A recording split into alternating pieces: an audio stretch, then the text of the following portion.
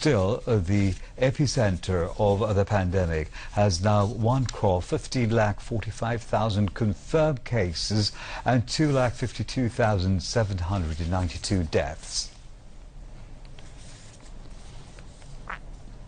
The U.S. government is going to bring home more troops from Afghanistan and Iraq by mid-January.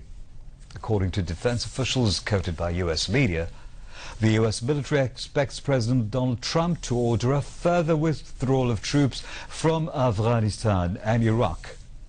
Officials said those in Afghanistan would be cut down from about 5,000 to 2,500 by mid-January.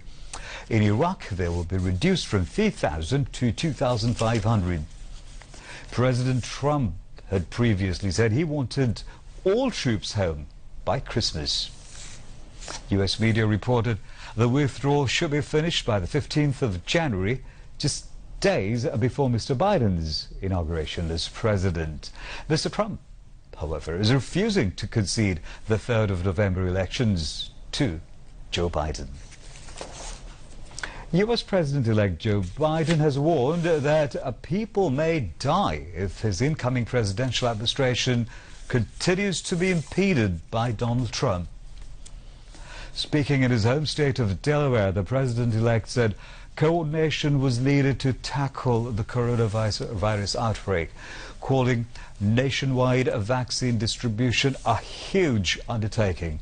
Joe Biden said that if his team had to wait until the 20th of January until they could begin to work on the distribution program, they would be behind by over a month and a half. He called President Trump's refusal to acknowledge he lost the vote, despite calls to do so from both sides, are totally irresponsible. The government agency, the General Services Administration, GSA, that launches the transition process for a new president, has yet to recognize Mr. Biden and his running mate Kamala Harris as the winners. This leaves them without access to sensitive government briefings that are normally provided to an incoming administration. A powerful hurricane, Iota, hits Nicaragua 2 weeks after another devastating storm. Hurricane Iota brought torrential rains and strong winds to Nicaragua's Caribbean coast and made landfall. The U.S. National Hurricane Center warned that it could bring life-threatening storm surges, catastrophic winds, and flash flooding and landslides. There were no immediate reports of casualties. Nicaraguan officials said around 40,000 people had been evacuated from areas in the path of the storm. The storm has weakened, however, and Honduras is expected to be hit later on Tuesday. Now, news from the world of sport.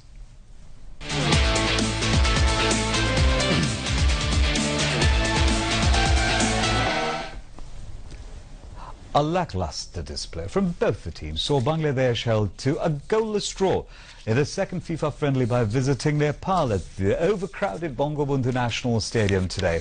This was the first time the men in red and green took the pitch without COVID-19 struck head coach Jamie Day in the dugout since his appointment, which was 2 years ago. The home side earlier won the first game comfortably, 2-0 at the same venue on Friday, which was their first win over their Himalayan neighbour in 5 years. With the latest draw, they win the two-match Mujib Bosho FIFA International Football Series 2020 by 1-0. And now, before we end the news, let's take a look at what's making the headlines here. ECADC approves 5 projects involving total cost of 7,505 crore taka. Prime Minister directs to prepare a master plan for rural roads. Implementation of digital Bangladesh kept country's economy on the right track despite the corona surge, says Shojib Wajid's Joy at Joy Bangla Youth Award ceremony. Prime Minister Sheikh Hasina's aunt and Sheikh Hilal's mother, Sheikh Razia Nasser, laid to rest at Bonani graveyard as tearful people bade her final farewell. time-tested Bangladesh-India relations will continue into the future, says Ubaid Qadir.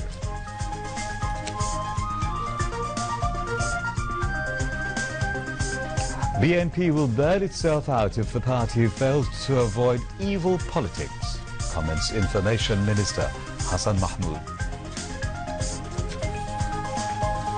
Country sets a new record in remittance inflow as expats send over $1 billion in just 12 days.